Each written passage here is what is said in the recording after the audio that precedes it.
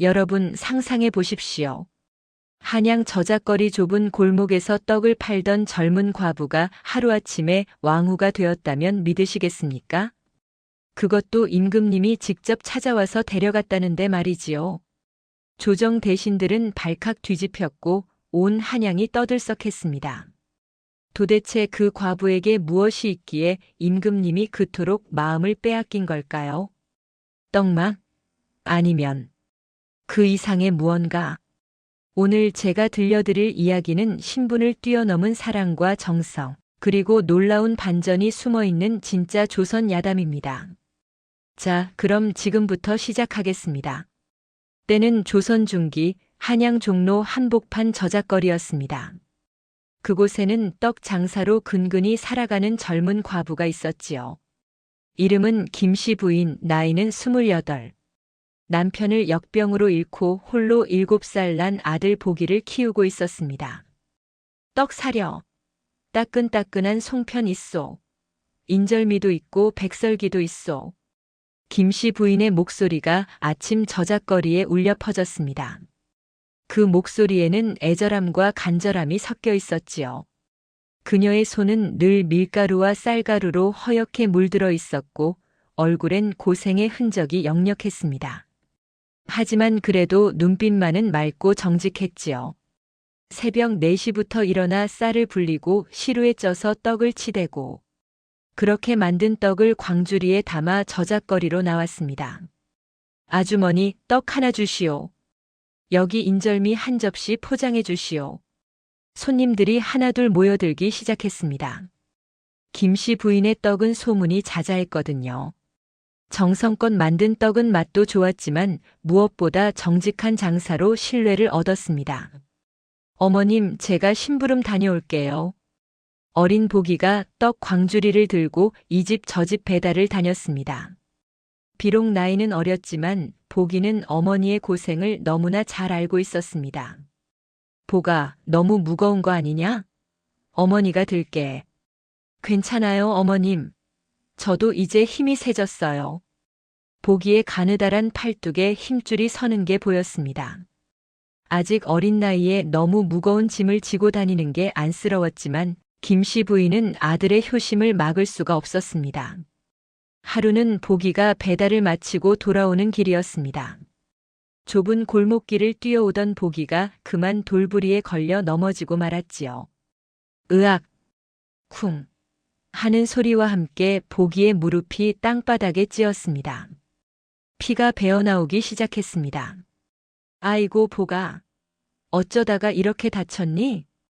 김씨 부인이 깜짝 놀라 달려가 아이를 안아 올렸습니다. 손이 부들부들 떨렸습니다. 괜찮아요, 어머님. 떡은 하나도 안 떨어뜨렸어요.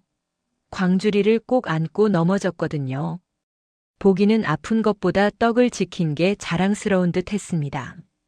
그 모습에 김씨 부인의 가슴이 미어졌습니다. 이 철없는 거사. 떡이 중요하냐, 내 몸이 중요하냐? 김씨 부인이 보기의 상처를 씻겨주며 눈물을 흘렸습니다. 그 눈물이 보기의 무릎에 뚝뚝 떨어졌지요. 어머님, 울지 마세요. 저는 정말 괜찮아요. 보기가 오히려 어머니를 위로했습니다. 7살밖에 안 된 아이가 말입니다. 내 자식을 이렇게 고생시키다니. 여보, 당신이 보고 싶소이다. 우리 모자가 이렇게 힘들게 사는 걸 하늘에서 보고 계시오? 마음속으로 죽은 남편을 불렀지만 돌아오는 건 공허한 메아리뿐이었습니다. 남편 김진사는 3년 전 역병에 걸려 급작스레 세상을 떠났습니다. 그날의 충격을 김씨 부인은 아직도 잊을 수가 없었습니다. 아침까지만 해도 멀쩡하던 남편이 저녁에는 싸늘한 주검이 되어 있었으니까요. 그래도 김씨 부인은 눈물을 닦고 다시 떡을 빚기 시작했습니다. 살아야 했으니까요. 아들을 키워야 했으니까요. 남편과의 약속을 지켜야 했으니까요. 여보, 우리 보기만큼은 꼭 훌륭하게 키워내겠소. 당신 못다 이룬 꿈을 보기가 이루게 하겠소. 그녀가 만드는 떡은 정말 맛있었습니다. 쌀을 불릴 때부터 정성을 다했고 반죽할 때도 마음을 담았습니다. 이 떡 하나하나가 우리 모자의 목숨줄이다. 정성껏 만들어야 한다. 그렇게 생각하며 한 알 한 알 정성을 다해 빚었던 것이지요.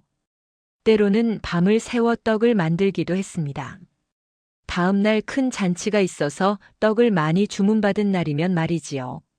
어머님, 제가 도와드릴게요. 보기도 어머니 옆에 앉아 작은 손으로 떡을 빚었습니다. 서툴렀지만 최선을 다하는 모습이 기특했지요. 우리 보기 참 대견하구나. 내가 크면 큰 선비가 되어야 한다. 네, 어머님.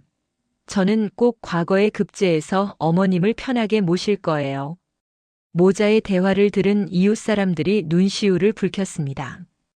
저 과분의 모자 참 기특하지 않습니까? 그러게 말이요. 저렇게 어려운 형편에도 서로를 위하는 마음이 있으니 소문은 점점 퍼져나갔습니다. 저기 과분의 떡이 얼마나 맛있는지 아십니까? 그렇다더군요. 한번 먹어보면 다른 떡은 못 먹는다던데요. 게다가 값도 정직하다잖아요. 절대 속이는 법이 없다고. 그 부인이 얼마나 정성스러운지 아십니까? 새벽부터 일어나서 직접 쌀을 씻고 불리고 1시즌이 넘게 시루에 쪄서 만든다더군요. 맞아요. 그리고 단팥도 직접 삶아서 만든답니다. 남들처럼 대충 만들지 않아요. 한양 곳곳에서 김씨 부인의 떡 이야기가 오르내렸습니다. 심지어 양반네 집 안주인들까지도 김씨 부인의 떡을 찾았지요. 다음 달 우리 집 잔치에 떡을 맡기려 하는데 가능하겠소? 감사합니다, 마님. 정성껏 준비하겠습니다. 김씨 부인은 어떤 주문이든 최선을 다해 준비했습니다. 양반네 잔치든 서민들의 돌잔치든 똑같이 정성을 들였지요. 어느 날 궁궐 안중전 마마께서 입덧으로 고생하고 계신다는 소문이 들렸습니다. 들으셨습니까? 중전 마마께서 무엇을 드셔도 토하신다던데요. 아이고, 그럼 태기가 불안하신 게 아닐까요? 임금님께서 몹시 걱정하신다더군요. 온갖 별미를 갖다 드려도 입맛을 잃으셨다니. 내의원 의관들도 속수무책이라던데요. 한양 장안이 중전마마 걱정으로 들썩거렸습니다. 백성들도 모두 근심하는 표정이었지요. 궁궐 안은 더욱 심각했습니다. 임금님께서는 밤잠을 설치시며 중전마마를 걱정하셨습니다. 내의원 의관들아, 정말 방법이 없단 말이냐? 송구하옵니다, 전하. 임신 중 입덧은 자연스러운 일이라 약으로는 어찌할 도리가 없사옵니다. 그럼 중전이 이렇게 고생하는 걸 그냥 지켜만 보란 말이냐? 임금님의 목소리에 안타까움이 가득했습니다. 중전마마는 임금님의 어릴 적부터의 동반자였고 서로를 깊이 아끼는 사이였거든요. 전하, 소인이 들으니 저작거리에 떡 맛 좋기로 소문난 과부가 있다 하옵니다. 늙은 상궁이 조심스럽게 아뢰었습니다. 떡이라. 중전이 떡을 좋아하기는 하였지. 어디 한번 구해오너라. 네, 전하. 즉시 다녀오겠사옵니다. 상궁이 나인 며칠 데리고 저작거리로 향했습니다. 김씨 부인의 떡 가게를 찾는 건 어렵지 않았습니다. 물어물어 찾아가니 금방이었지요. 떡 장사하는 김씨 부인. 궁에서 부르시니 어서 떡을 준비하시오. 갑자기 나타난 궁중 나인들에게 김씨 부인은 깜짝 놀랐습니다. 네. 궁에서요? 제가 무슨? 중전마마께서 입맛이 없으시다 하여 소문난 내 떡을 올리려 하느니라. 어서 제일 맛있는 걸로 준비하라. 김씨 부인은 부들부들 떨리는 손으로 정성껏 떡을 준비했습니다. 궁에 올린다니 잘못되면 큰일 날 수도 있었습니다. 이게 꿈인가 생시인가. 궁에서 내 떡을 찾다니. 보기도 옆에서 열심히 도왔습니다. 어머님, 제일 고운 쌀가루로 하세요. 그래, 보가. 이건 중전마마께 올리는 떡이니 더욱 정성을 들여야 한다. 김씨 부인은 평소보다 더욱 정성을 다해 떡을 빚었습니다. 백설기는 눈처럼 하얗고 부드럽게, 송편은 소를 알차게 넣어 정갈하게, 인절미는 찰기가 살아있도록 정성껏 만들었지요. 하나하나 만들 때마다 마음속으로 빌었습니다. 부디 중전마마께서 이 떡을 드시고 기운을 차리시길. 떡을 모두 만드는데 한 시즌이 넘게 걸렸습니다. 하지만 김씨 부인은 서두르지 않았습니다. 정성이 가장 중요하다고 생각했으니까요. 다 만들었습니다. 이것이 제가 만든 떡이옵니다. 나인들이 떡을 받아들고 궁으로 향했습니다. 김씨 부인과 보기는 그 뒷모습을 하염없이 바라보았지요. 어머님, 중전마마께서 우리 떡을 드시는 거예요? 그런가 보구나, 보가. 정말 영광스러운 일이란다. 떡은 곧 궁궐로 전달되었고 중전마마 앞에 올려졌습니다. 이게 그 소문난 떡이로구나. 중전마마께서 떡 한 조각을 집어 올리셨습니다. 그동안 아무것도 넘기지 못하셨는데 이상하게 이 떡은 먹고 싶다는 생각이 드셨습니다. 조심스럽게 떡 한 조각을 입에 넣으셨습니다. 그 순간, 아니, 이게 무슨 맛이냐? 참으로 구수하고 달콤하구나. 놀랍게도 중전마마의 얼굴에 생기가 돌았습니다. 며칠 동안 아무것도 넘기지 못하시던 분이 떡을 한 입, 두 입, 세 입 드시기 시작하신 것이지요. 마마, 천천히 드시옵소서. 이게 얼마 만에 먹는 음식인지 모르겠구나. 이 떡에는 뭔가 특별한 게 있어. 중전마마께서 떡 한 접시를 거의 다 드셨습니다. 옆에서 지켜보던 상궁들이 감격의 눈물을 흘렸지요. 전하, 중전마마께서 떡을 드시옵니다. 이 소식을 들은 임금님은 크게 기뻐하셨습니다. 정말이냐? 어디 과인도 맛을 보아야겠구나. 임금님께서 중전마마의 처소로 달려가셨습니다.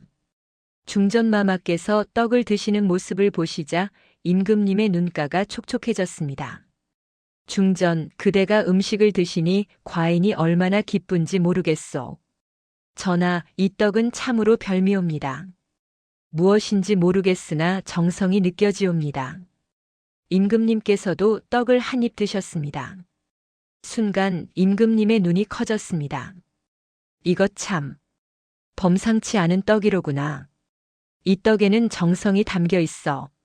마치 어머니가 자식을 위해 만든 음식 같은 느낌이랄까. 입안에서 느껴지는 쌀의 구수함, 은은한 단맛, 그리고 설명할 수 없는 따뜻한 기운. 임금님은 이런 떡을 처음 맛보셨습니다. 이 떡을 만든 사람이 누구냐? 저작거리에서 떡 장사를 하는 과부라 하옵니다, 전하. 과부라. 혼자 아이를 키우며 떡을 만든다 하였느냐? 그러하옵니다. 7살 난 아들과 함께 산다 하옵니다. 임금님은 그날 이후 자꾸만 그 떡 맛이 생각났습니다. 아니, 정확히 말하면 떡을 만든 그 사람이 궁금해지기 시작했지요. 도대체 어떤 사람이기에 이토록 정성스러운 떡을 만들 수 있단 말인가? 혼자 아이를 키우며 어떻게 사는 것일까? 며칠이 지나도 임금님은 그 생각을 떨칠 수가 없었습니다. 정사를 보시면서도 책을 읽으시면서도 자꾸만 그 떡 맛이 떠올랐습니다. 전하, 무슨 근심이 있으시옵니까? 내관이 조심스럽게 여쭈었습니다. 아니다. 그저 과인이 직접 백성들 사는 모습을 보고 싶구나. 전하께서 미행을 나가시려 하십니까? 그렇다. 내일 새벽 평복을 준비하여라. 너 하나만 데리고 나갈 것이니라. 다음 날 새벽 임금님께서는 평복으로 갈아입고 궁을 빠져나왔습니다. 이른 새벽이었지만 저작거리는 벌써 활기가 넘쳤습니다. 떡 사려. 따끈따끈한 떡 있소. 저 멀리서 익숙한 목소리가 들렸습니다. 임금님은 그쪽으로 발걸음을 옮기셨지요. 골목 한켠에 작은 떡 가게가 보였습니다. 그곳에서 한 여인이 새벽부터 떡을 빚고 있었습니다. 땀이 이마에 송글송글 맺혔지만 표정은 밝았습니다. 옆에서는 어린 아들이 어머니를 도와 떡을 나르고 있었고요. 어머님, 물 한 사발 드세요. 고맙다, 보가. 우리 아들 참 기특하구나. 보기가 정화수를 떠다 드리자 김씨 부인이 아들의 머리를 쓰다듬었습니다. 그 모습을 보던 임금님의 가슴이 뭉클해졌습니다. 저렇게 어린아이가 어머니를 돕다니 참으로 효성스럽구나. 저 모자의 삶이 얼마나 고단할까. 임금님께서 가게 앞으로 다가가셨습니다. 여보시오, 떡 한 접시 주시오. 아이고 손님, 어서 오십시오. 송편 드릴까요? 인절미 드릴까요? 김씨 부인이 환하게 웃으며 물었습니다. 그 웃음이 참으로 순박하고 정직해 보였지요. 비록 옷은 남루했지만 눈빛만큼은 맑고 깨끗했습니다. 그대가 가장 자신 있는 걸로 주시오. 그럼 백설기를 드리겠습니다. 오늘 아침 갓 만든 것이랍니다. 김씨 부인은 정성스럽게 백설기를 내왔습니다. 하얗고 부드러운 떡에서 김이 모락모락 피어올랐지요. 이것이 저희 집에서 제일 잘 만드는 떡이옵니다. 새벽부터 정성껏 만들었으니 한번 드셔보시지요. 임금님께서 떡을 한 입 드셨습니다. 입 안가득 퍼지는 쌀의 구수한 맛과 은은한 단맛. 궁궐에서 먹었던 그 맛이 맞았습니다. 하지만 이번엔 뭔가 달랐습니다. 만드는 사람의 얼굴을 보니 그 정성이 더욱 느껴지는 것 같았거든요. 참으로 맛있소. 이 떡을 만드는데 얼마나 걸리오? 새벽 일찍 일어나서 쌀을 불리고 시루에 쪄서 치대고 대략 2시즌은 걸립니다. 2시즌이나. 임금님은 놀라셨습니다. 떡 한 접시를 만드는데 그렇게 오랜 시간이 걸린다니 말입니다. 그렇게 정성을 들이는데 값은 얼마요? 한 접시에 다푼입니다. 다푼? 임금님은 더욱 놀라셨습니다. 그 정성에 비하면 너무 싼 값이었거든요. 이렇게 싸게 팔아서 살림이 되겠소? 김씨 부인이 쓸쓸히 웃었습니다. 살림이야 늘 빠듯하지요. 하지만 백성들이 저만 믿고 찾아오시는데 비싸게 받을 수가 있나요? 양심껏 장사하는 게 제 신념이옵니다. 양심. 임금님께서 그 말을 되뇌셨습니다. 양심껏 장사한다는 말이 얼마나 귀한지 아시는 분이었지요. 게다가 이 아이를 생각하면 더욱 그렇습니다. 어머니가 정직하게 장사하는 모습을 보여줘야 아이도 바르게 자라지 않겠습니까? 김씨 부인의 말에 임금님의 마음이 더욱 뭉클해졌습니다. 가난 속에서도 자식 교육을 생각하는 어머니의 마음이 느껴졌거든요. 바로 그때였습니다.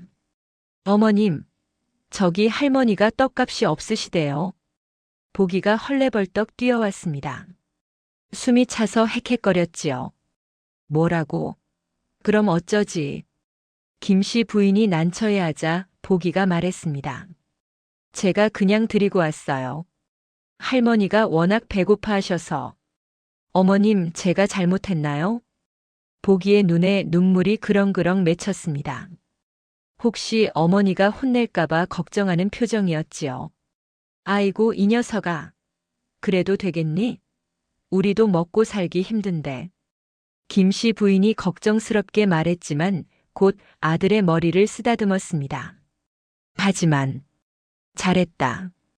배고픈 사람에게 먹을 걸 주는 게 사람의 도리란다. 비록 우리가 가난하지만 더 어려운 사람을 돌볼 줄 알아야 한단다. 정말요, 어머님? 제가 잘한 거예요? 그럼 우리 보기가 참 착하구나. 어머니가 자랑스럽다. 김씨 부인이 보기를 꼭 안아주었습니다. 그 모습을 보던 임금님은 깊은 감동을 받으셨습니다. 자기들도 가난한데 남을 돌볼 줄 아는 마음이라니. 이것이 진정한 인의로구나. 백성 중에 이런 마음씨를 가진 이가 있었구나. 임금님께서는 떡값으로 은자 한 양을 꺼내 놓으셨습니다. 이건 너무 많으십니다. 떡값은 다푼인데 은자 한 양이라니. 김씨 부인이 깜짝 놀라 손사래를 쳤습니다. 은자 한 양이면 떡 수백 접시 값이었거든요. 아니요. 그대의 정성값이요.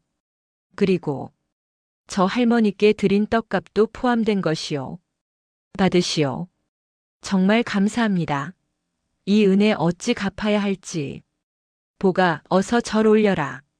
김씨 부인과 보기가 깊이 절을 올렸습니다. 그 모습이 너무나 정성스럽고 고마워 보였지요. 임금님께서는 그날 여러 가지를 느끼고 궁으로 돌아가셨습니다. 가슴속에 뭔가 뜨거운 것이 차오르는 느낌이었습니다. 이런 백성들이 있었구나. 가난해도 정직하고 힘들어도 남을 돌보고 어려워도 자식에게 바른 길을 가르치는. 그날 밤 임금님은 잠을 이루지 못하셨습니다. 자꾸만 저작거리의 그 모자가 생각났거든요.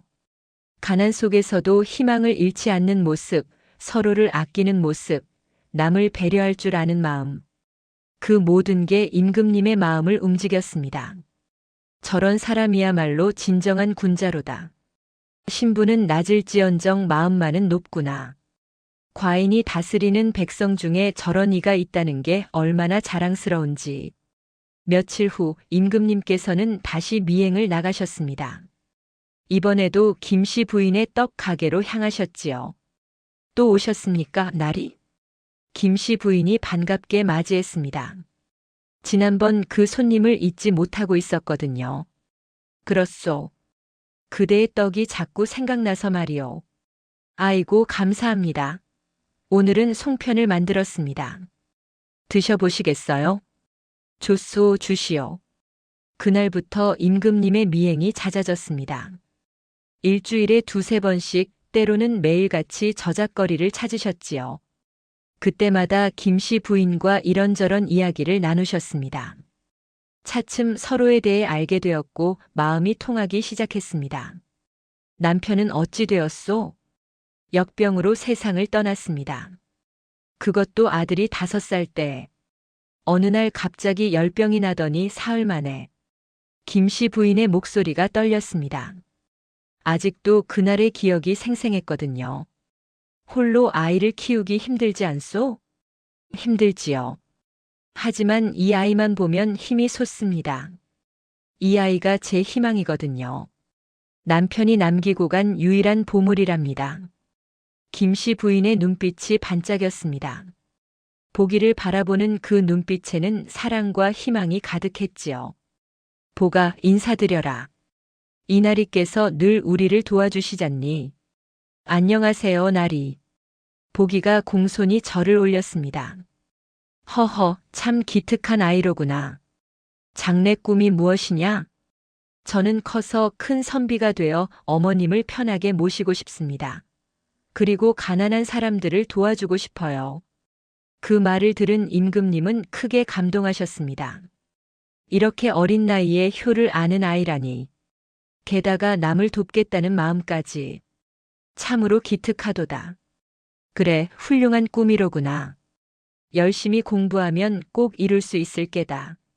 나리, 저희 보기에게 글을 가르칠 수 있을까요? 서당에 보내고 싶지만 형편이. 김씨 부인이 조심스럽게 여쭤왔습니다. 걱정 말게. 내가 선생을 하나 소개시켜 주겠네. 정말이십니까? 아이고, 감사합니다. 임금님께서는 날이 갈수록 김씨 부인에게 마음이 끌렸습니다. 아니, 정확히 말하면 그녀의 인품에 감동하신 것이지요. 가난해도 정직하고 힘들어도 포기하지 않고 자식에게 바른 길을 가르치는 그 모습. 어느 날 임금님께서 결심을 하셨습니다. 이 여인을 궁으로 데려와야겠다. 내관이 깜짝 놀랐습니다. 전하, 그게 무슨 말씀이시옵니까? 과인이 보기에 저 여인은 덕망이 높소. 중전마마를 돕는 후궁으로 삼고 싶소. 하오나 전하, 저 여인은 천민 출신 과부이옵니다. 조정 대신들이 결코 가만히 있지 않을 것이옵니다. 과인도 그것을 안다. 하지만 신분이 무슨 대수냐? 사람의 됨됨이가 중요한 것이지. 임금님의 목소리는 단호했습니다. 전하, 한 번 더 생각해 주시옵소서.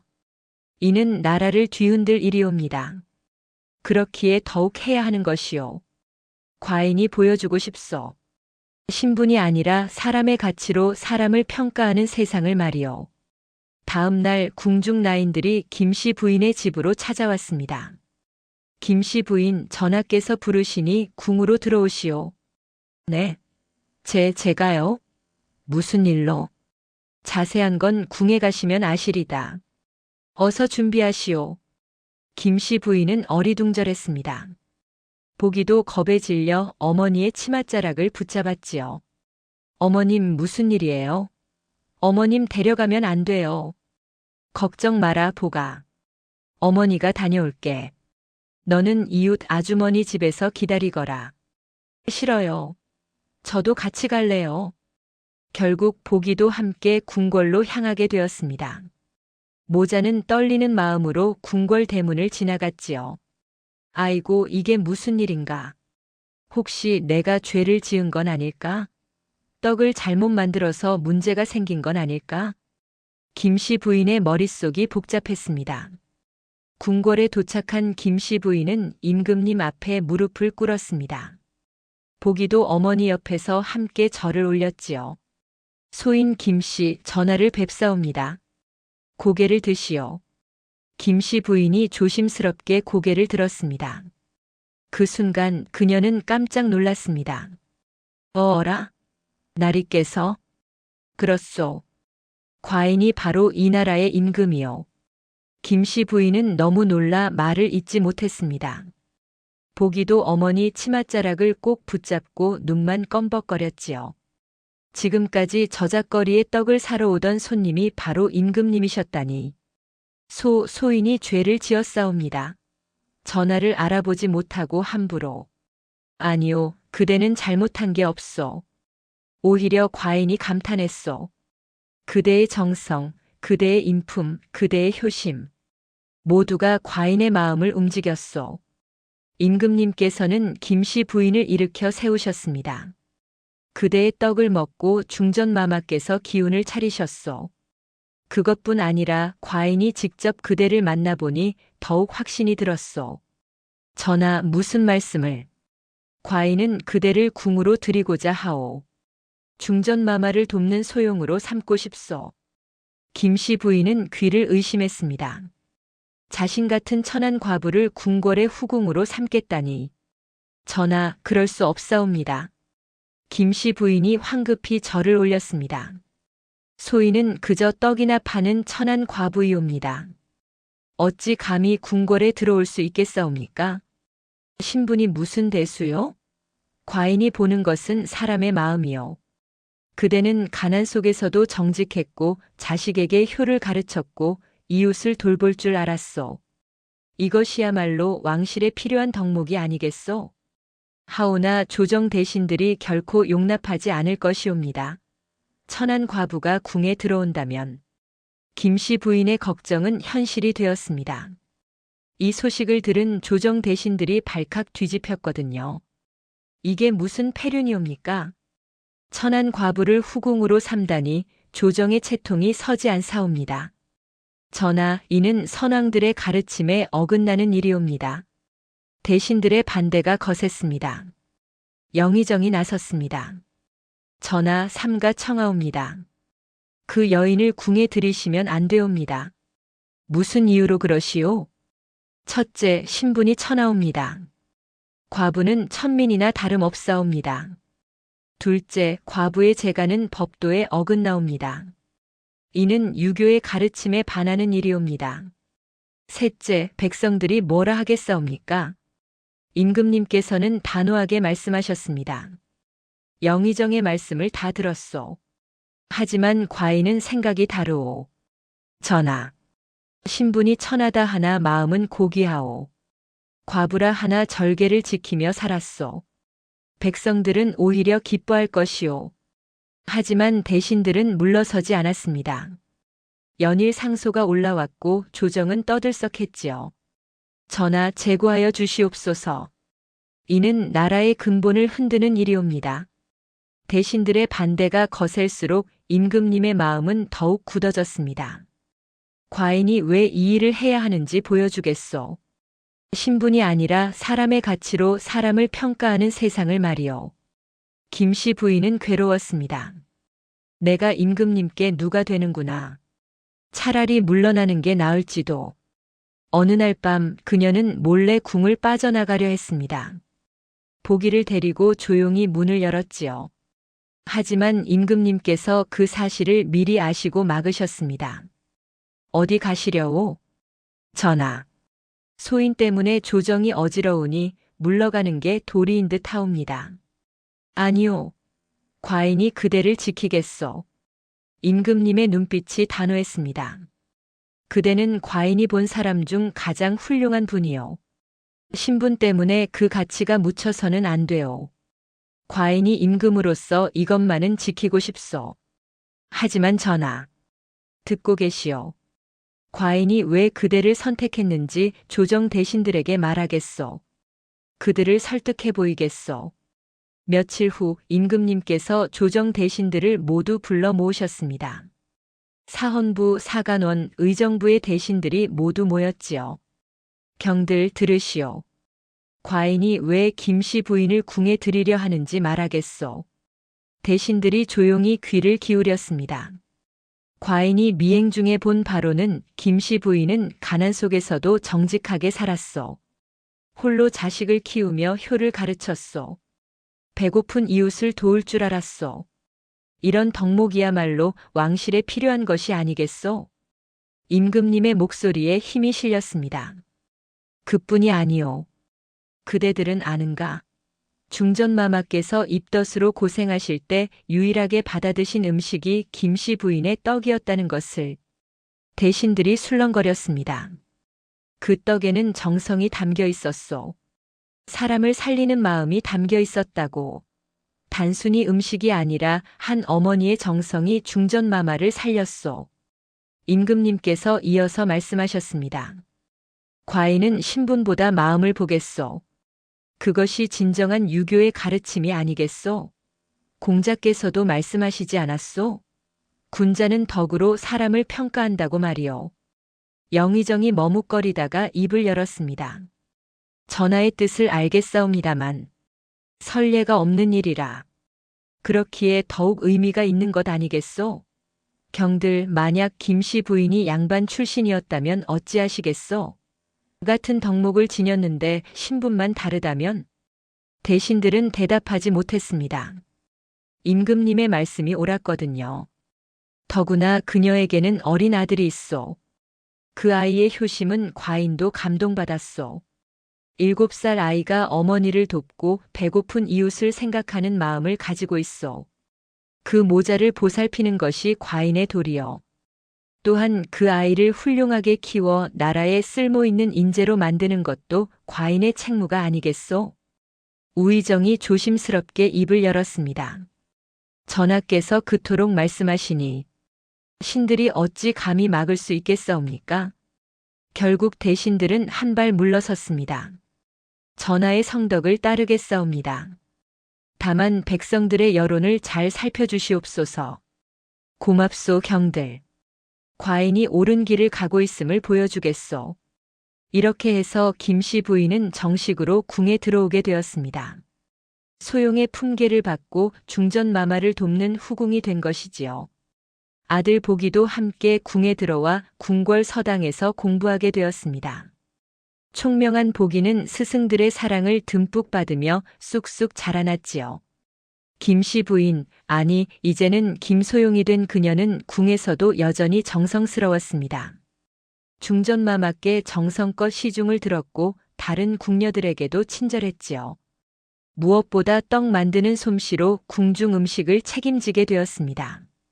김소용의 떡은 정말 일품이로구나. 그렇지요. 먹을 때마다 마음이 편안해지옵니다. 궁궐 안 사람들이 모두 김소용을 좋아하게 되었습니다. 중전마마께서도 김소용을 친동생처럼 아끼셨지요. 김소용, 그대가 있어 과인의 마음이 편안하오. 황송하옵니다, 마마. 소인이 무엇을 더 해드릴까요?